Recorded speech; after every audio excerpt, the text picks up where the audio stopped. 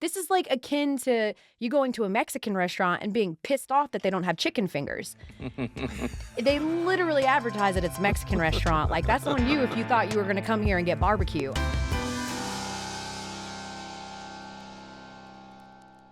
Hi, everyone. Welcome back to The Deal. I'm Jason Kelly alongside Alex Rodriguez, and joining us, Elle Duncan.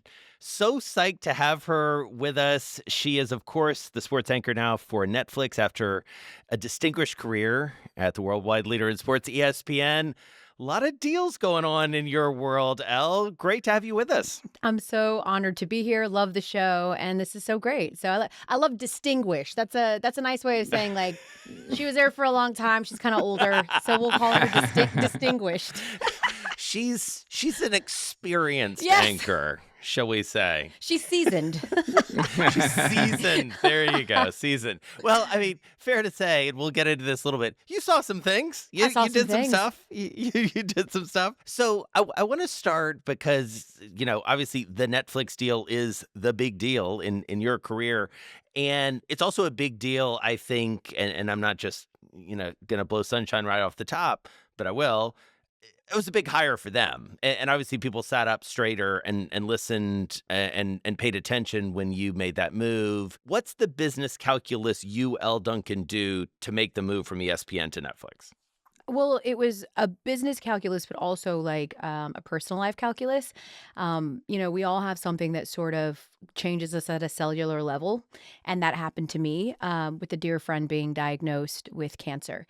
And, sometimes you put things out into the universe like, I have everything I ever asked for. Like I'm doing these properties that I love and I'm very comfortable and I'm very happy, but there's still something that feels like it's missing.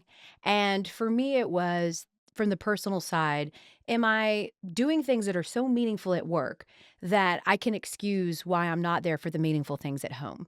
And I asked myself that question quite a bit, and I just kept coming up with like, no, like I love what I do. But I think that for a really long time, you guys, and I'm interested to like what you think about this as well. I deemed success as sort of how many things I could be on, how many properties I could acquire, how many things that I could host. And I've gotten to the point in my career, maybe it's because I'm seasoned, that I started deeming success as real success is actually having full authority over what you work on and when you work and how you work. And Netflix gave me this opportunity that I had been pondering and curious about, but really didn't see like a home for that, which is to be incredibly versatile and to show off some of those skills, but also to build something. I didn't know that I wanted to be a builder until this Netflix opportunity came around to like recognize that we're sort of flying the plane while we build it. It's easy to be successful when you have all of the creature comforts. I mean, my producer, my last day, was my producer of my audition at ESPN, right? The consistency, Whoa. like all of those things that really led to my success at ESPN, the people behind the scenes that poured into me. But the consistency I found, I wondered if I could grow and evolve and be a better broadcaster if I really had to build this thing from scratch. And, I had an opportunity to scratch that curiosity itch. Oh, I love that. And I really enjoyed working with you at ESPN. Even Mhm. though it was brief while I did Sunday Night Baseball, I always admired the way you performed on camera, but also the way you comported yourself and your reputation second to none. You went from ESPN to the big content creator, trillion-dollar company, Netflix. 10 years at ESPN or so. How does that happen? Is that your agent call you and say, hey, there might be an opportunity? Give me a call. It's urgent. Or is this something that brews for a couple of years that you thought this opportunity may be coming? Yeah, it was divine timing. You all know this too. In our respective industries, they're very small. And the good thing about, and I appreciate you saying that, Alex, about how I comport myself. I've always been a very adamant believer that this is such a small industry and you need to really, really build great culture.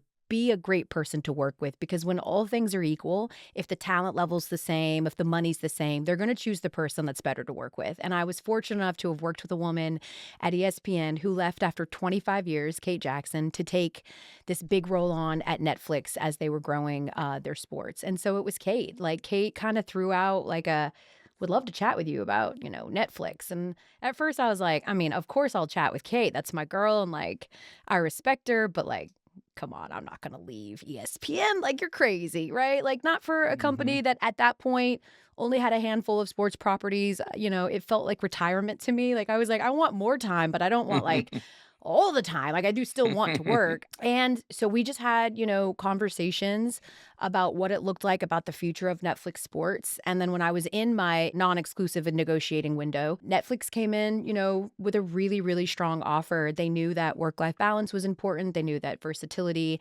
opportunity, and creativity was important, that I could expand my role beyond sports, that I could do things like Skyscraper Live, or maybe host a red carpet at the actor awards, or just all of the things that were interesting to me. And that's really how they came. So it was months of introspection that this deal was going to come, and I spent a lot of time navigating that, a lot of therapy, a lot of asking questions to people that I love that know me. But ultimately, when it came down to making the decision, I felt really good about it when it was time. All right, and so there's no, sort of small way to get into something like this. They're gonna throw you right in, Mhm. and they do. Skyscraper Live you mentioned, which was a spectacle beyond, and then you get into Alex's business of Major League Baseball, Mhm. opening night, Yankees Giants, broadcast live on Netflix. What was your feeling going into it? How did it feel on the day? Yeah, I mean, I think, going in, your biggest concern is, okay, I don't know any of these people on this desk that I'm going to be sitting with, right? So it's trying very quickly to have a rapport with people that you don't know and build trust, right? The host, like, the most important thing a host can do is build trust on their desk. I got your back. I want you to be in a position to win. Like, I kept joking, like, consider me like your hitting coach. I just want you to hit home runs. Wherever you want the ball is exactly where I'm going to put it for you. And chemistry. I mean, when you don't know somebody, it's hard to have chemistry in front of 190 countries. And on top of that, Barry Bonds and Anthony Rizzo had never done TV before. But after I spent like a day with them, and we went to dinner and we had breakfast and we did a rehearsal, like, I actually felt a lot more comfortable about where we were. I'm not going to lie. Like, going in, I was like, give us a lot of grace. Give us a lot of grace. But I do think that, like, it was so much better than I expected in terms of all of those things that I laid out. Meeting someone the day before, trying to have, these like high level conversations that weren't so inside baseball, because that's not what Netflix wanted, right? Like, we were supposed to Mm. be here for the baseball curious. And I think that we executed the plan. That we sought out to execute. Were there some wrinkles and some things that we would probably do differently? Yes, like, message received on the promos. We will not do as many promos. But I do think that, like, the goal overall for Netflix was to be really ambitious, eventize this saying, use people from the Netflix ecosystem, make it feel really big, hence the trolleys and the cabs and all that, and just make it feel like a major event. And I think that we succeeded at that. I'm so interested in this. Of course, I was watching because Mhm. I'm an enormous fan of baseball. I also like to watch what my competition's doing. Yeah. Um, and and look, I don't care about the noise. I've played in New York. I'm used to noise. Um, I, I am very, very fortunate to have in our boardroom over at Fox to have one of the best quarterbacks in the history of. I mean, I'm a huge fan of Kevin Burkhardt. Yeah, And not only as a performer, a talent, and a human being, there's no one better. he's incredible. And he really, we call him Magic Johnson, right? Because he teases us up, he passes the ball so well, and he tries to make us all look well. When it comes to what Netflix, I think it was a net win. Of course, are there going to be noise? Yes. But as you know, sports and broadcasting is all about reps. The fact that you did so well in just the first try, you're going to get better and better as you guys work. I'm intrigued to know what was your thoughts about Barry? I thought he looked incredible on TV, and I think you and him made this really, really big. But, Anthony, Pujols, but maybe starting with Barry, what were your thoughts? I thought Netflix absolutely nailed it. I mean, listen, it would have been a great pickup if this opening day was in New York, but it was in San Francisco. Like, he is the giant. And it's the 25th anniversary of him setting the single season home run record. He has not done TV. We all know how much he does not like media. He doesn't like talking to them, let alone being a part of them.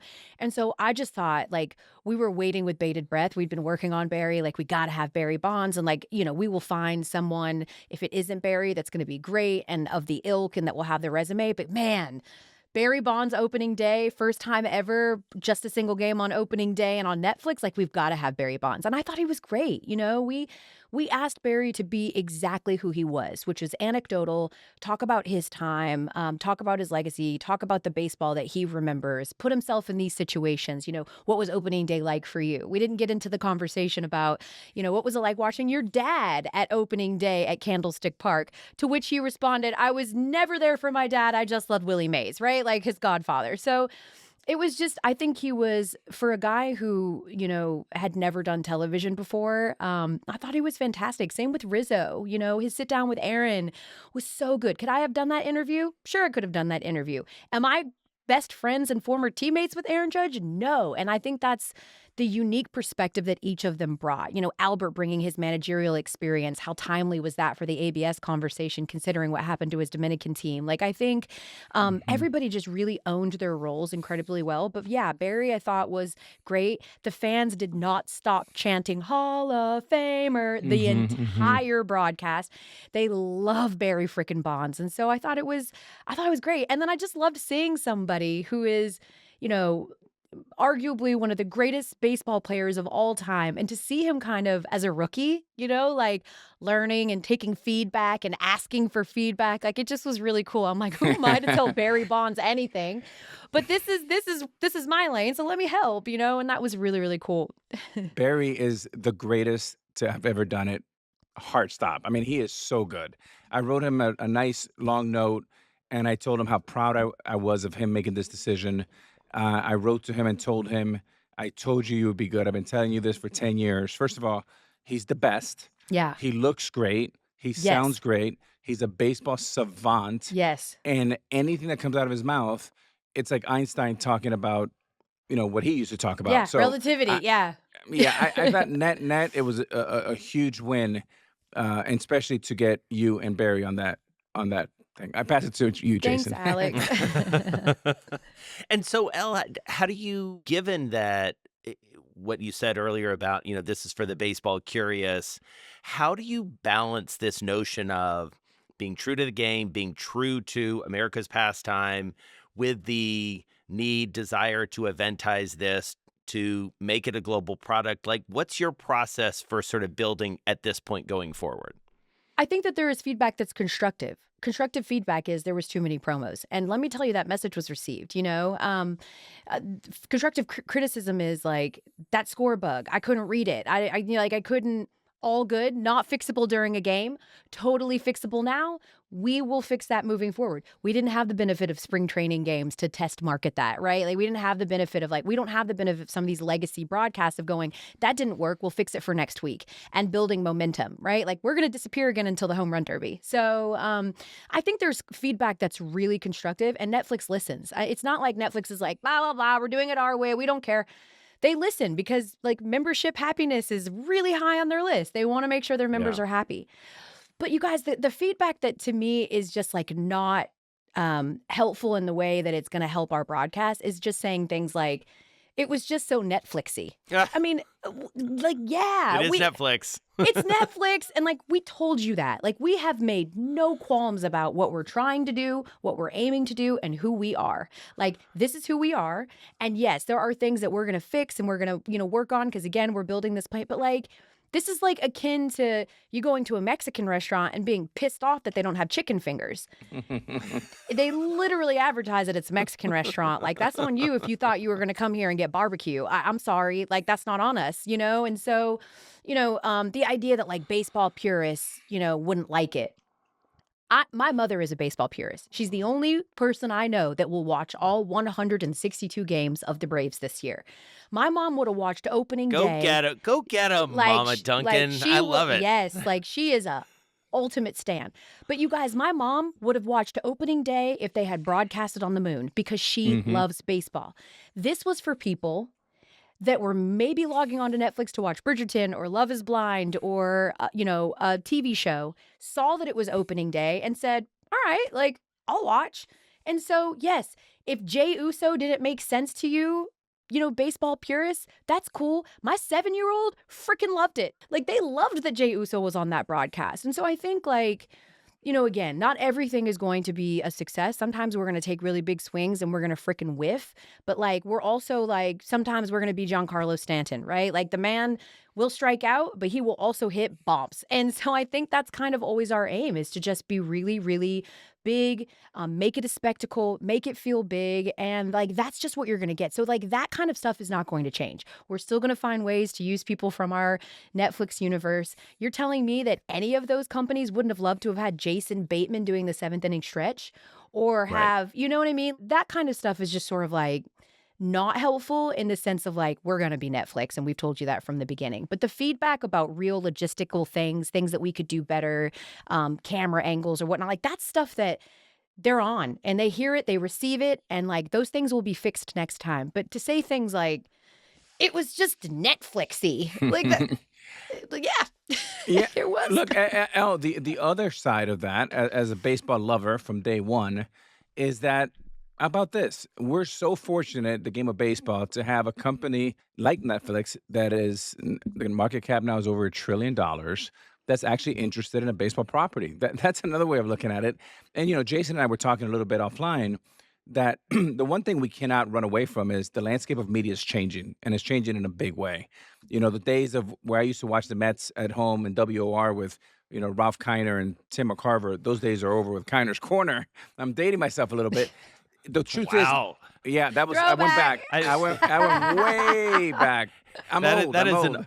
I believe the kids would say that's an unk moment there Yeah. for Yeah, you, yeah, Hey, Alex. yeah. So let's cut to where we are today in 2026. The New York Yankees are going to be in a 162 game season in 10 different platforms, and Mhm. the average fan is gonna pay around $1,000, which is an incredible amount of money. My mom gets so frustrated because, like your mom, she watches the Yankees every game. She calls me, "Donde está? Where can I find these Where is games? Like, where is it?" Right. it? So I guess my question to you is, now that you're on that side of, call it Coup TV, Netflix, how is the process compared to legacy media? The process, the way you produce a show, take our fans behind the scenes of maybe what is the difference between that and your legacy media with ESPN? Yeah, I mean, I think, you guys touched on it a little bit in that like ESPN has been around for 50 years and they've been doing incredible television for a very long time. They have cornered the market on great broadcasts, on live events. Like that's what they do in the sports world, right? And so you really like you can tinker with that a little bit, but the blueprint is there. It exists. It's a tried and true blueprint. That has predated anything that you will be on as a host, right? And like I said, you can go and put your funk on it, and certainly I did, and was given some leeway to do that, which is great. But it's a well-oiled machine. I think a lot of companies, especially really established ones, don't want to take super huge swings because you don't want to piss off your loyal demographic or the people that have come to expect something from your brand. The cool thing with Netflix is that like, they don't have an established brand yet with Netflix sports. And so they just are kind of like, let's try. Like, let's see.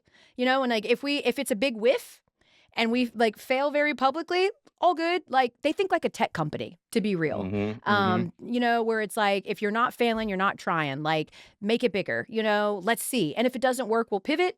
And if it works, then great. We nailed it. But I think that's what's different is that they're okay with trying things and owning whatever the conversation is afterwards. And that's really cool as a creative because you don't have as many roadblocks. Right. I definitely threw some ideas out that they were like, okay, that can't happen because of timing, but like, love that you're bringing these ideas. And so I think that's what's cool is that because there is Mhm, no blueprint, like we've never done opening day before. So it's like, let's try this, and mhm. like, and then we'll have some data points. That's all life is, right? Is data points. Like, okay, I received some information. Now I maybe would make a different decision based on this or that, but they don't mind. They don't want to just like status quo. They don't want to just do a rinse and repeat of all of the other broadcasts that you see. They could just cosplay as Fox or ESPN or whatever, but that's not what they're interested in doing, and that's not why they got into live sports, and that's really cool. One of the things that I really appreciated from watching the event opening night, it was so awesome to see baseball at Netflix, just high level, just from a positive point of view. But really, the adults in the room were you and Matt Vasgersian, Mhm. the play-by-play during the game, and then He's Netflix great. decided to go with 5 rookies, right? Mhm. With Pence and CeCe for the game, Sabathia, Mhm. Yep. and then obviously Pujols, Rizzo, and Barry. I thought it was a great chance. And is there room for improvement? Yes, but I appreciate the big swing for the fences.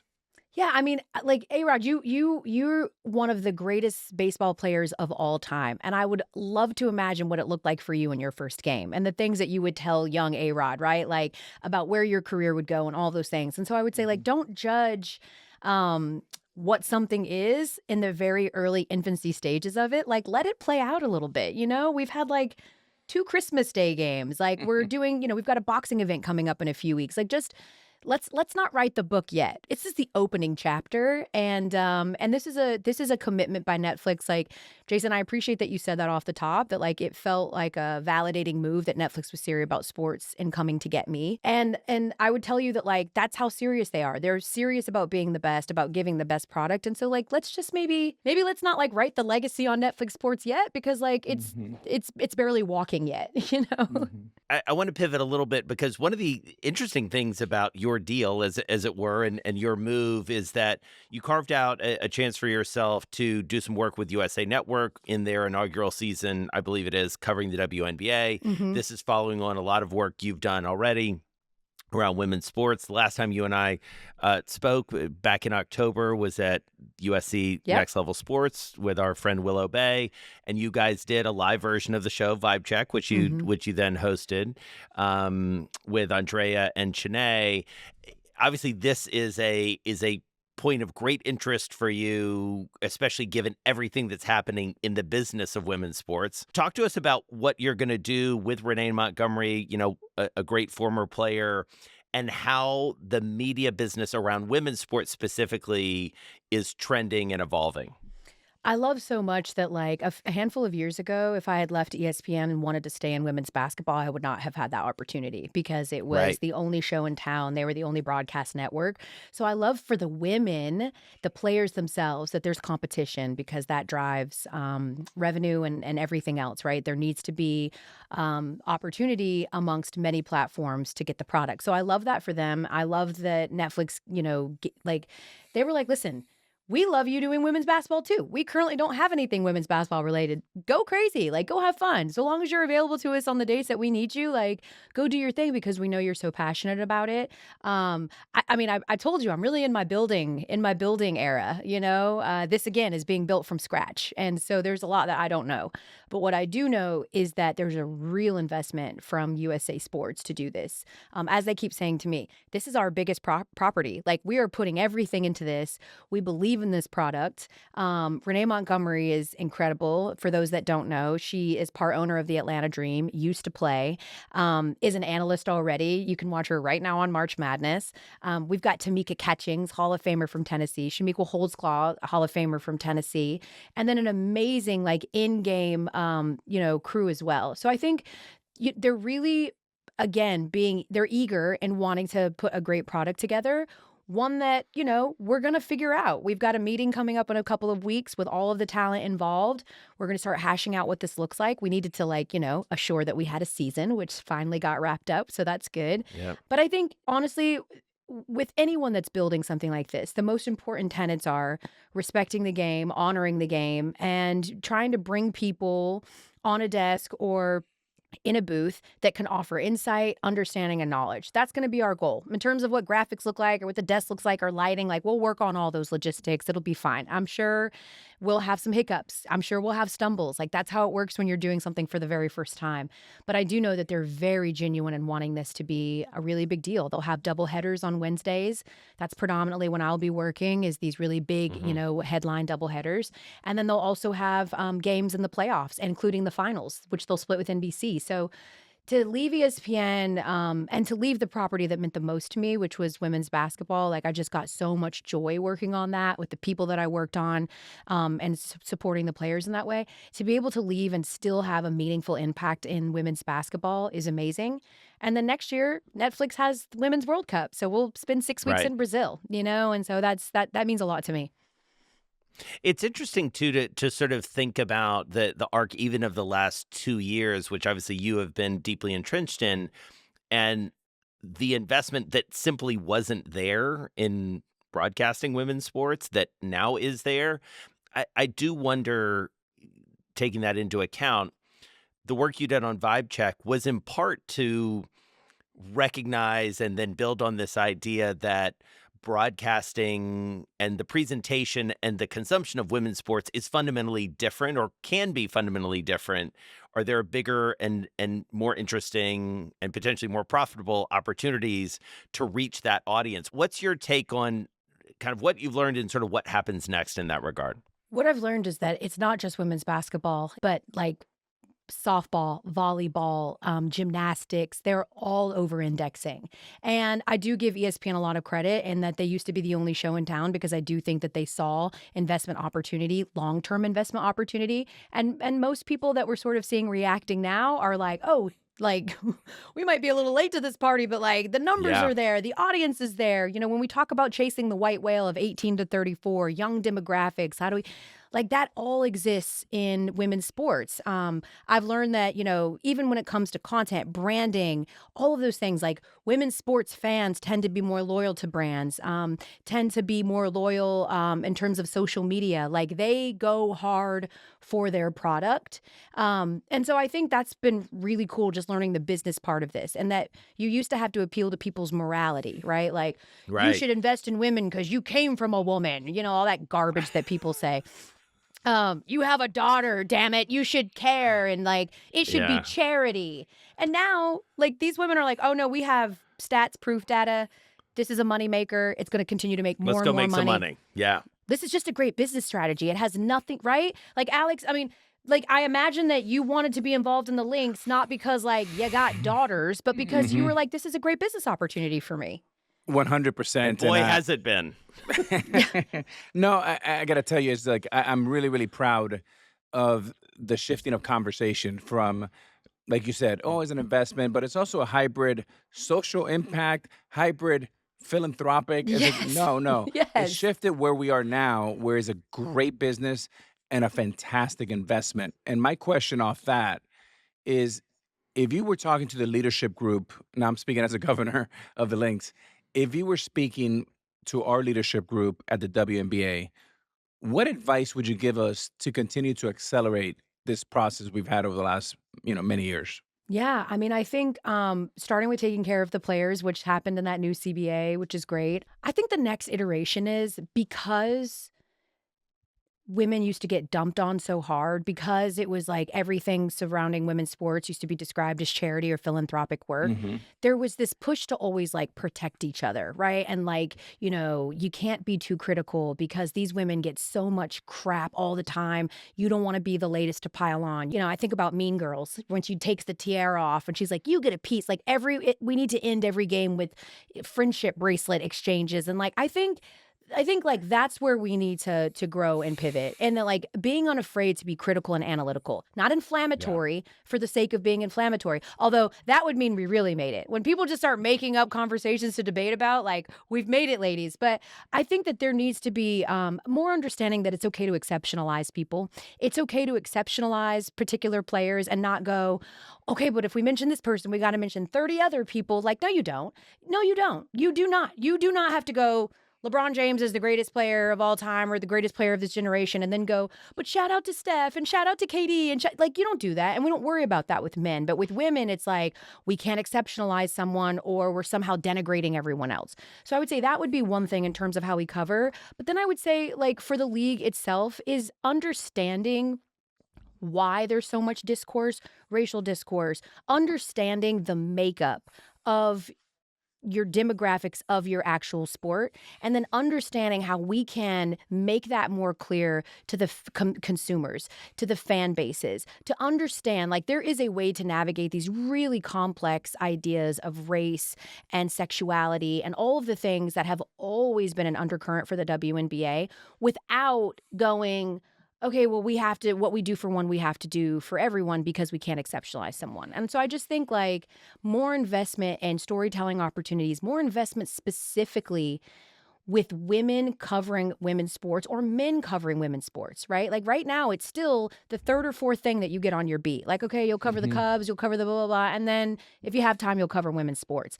And it is different. It's very different. And so I think like investment in a bench, investment in people that know this sport, and then more work into growing that next crop of broadcasters who are the ones essentially selling your product. Like that's Yeah. real investment in the storytellers behind women's sports so that you don't find yourself, dealing like with what we dealt with in Indianapolis last year when the guy was making heart hands at Caitlin. And I'm not trying to pile on that guy, but like when you don't know anything and you're just given a beat that's as big as women's sports, that's where you land at.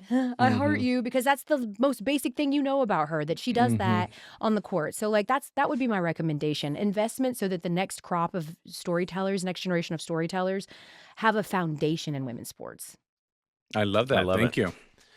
All right, so let's go to our rapid fire to close it out. Alex, do you have it in front of you? I am ready, baby. Okay. All right. I love rapid so we're fire. Just gonna, we're gonna kick this back and forth. This is a broadcaster's dream, Elle. Come on. It really is. You love this stuff. You love It's this stuff. favorite. All right. Event you're most excited to host coming up. Ronda Rousey, Gina Carano. Ronda Rousey's return, UFC, first time on Netflix, gonna be lit. At an Intuit Dome. Heard about the toilets. In 15 seconds or less, tell us your pre-show ritual. Oh, okay. I take deep breaths. I do one last makeup check, and then I look at my desk every time and I say, if all else fails, we vibe. And we all dap. Do you have an on-air take that you instantly regretted? So many. Me dying on the hill that Taylor Swift and Travis Kelce were not actually a real couple, but that it was just like all a bit. I would love to have that one back, as they are imminently getting married.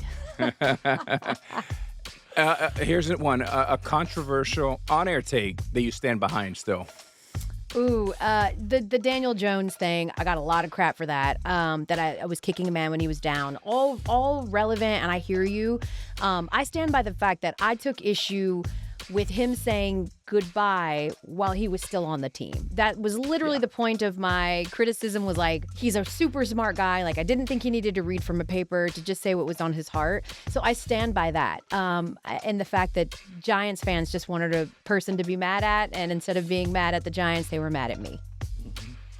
So many reasons to be mad there for that crew, unfortunately. True. All right, if you could host any single sporting event that Netflix doesn't have the rights to yet, what is it? Oh, the Super Bowl. Ooh. There you go. Dream. That's a take. One piece of advice you will give any upcoming broadcaster. Stop saying things like, my brand. When you're upcoming, you don't have a brand. Your brand is to fill as many holes as possible and to be a solution to any problem that they have. And whatever you need to do that, that's great. But like, worrying about your brand is irrelevant and no one cares. All right, what's the most exciting W storyline heading into the season? Oh, man. I mean, honestly, it's where the hell is everybody going to play? I mean, people keep forgetting, like, yes, we have 2 new teams coming. That's awesome. But, like, 90% of the league is free agents. So, like, I can't wait to see where everybody teams up. Will they be forming super teams? What that looks like. But it's going to be, super exciting over the next couple of weeks. All right, final one here. What team do you want to see win a championship more than anything? Any sport? My Denver Broncos. I appreciated 2016. I certainly did. It had been a really long time since 1999. But I didn't know that we would go so many years without not only being relevant, but like without winning another championship. So it would make me so happy. That's my team. Like, the Broncos are my team. And so I would love to see them win. I will say, I was certain she was going to say the Georgia Bulldogs, but then they've won so many times. It's just been done. Like, Jason, I'm not from Boston. I don't expect to win every year. I mean, every 10 years I do, but every year, like, Kirby has us in a good spot. I feel like that team's going to win another one sooner rather than later, but we do have the 2, like, of recent memory. I need a Broncos one. You know what? I'll throw the Hawks in there. They've never won a championship. Love it. I would love Atlanta to finally reach the mountaintop. And of course, There as Anthony Edwards always reminds me about how much the Bulldogs have won. You know that he does. Ant-Man's my guy. I love Ant. He's All right, awesome. Elle Duncan, we could spend all day with you. You're the best. Thank you so, so much for doing this. Congratulations on your new gig. We're excited to keep watching you and really just treasure the time we spent together. Thank you. Thank you so much. You guys are the best.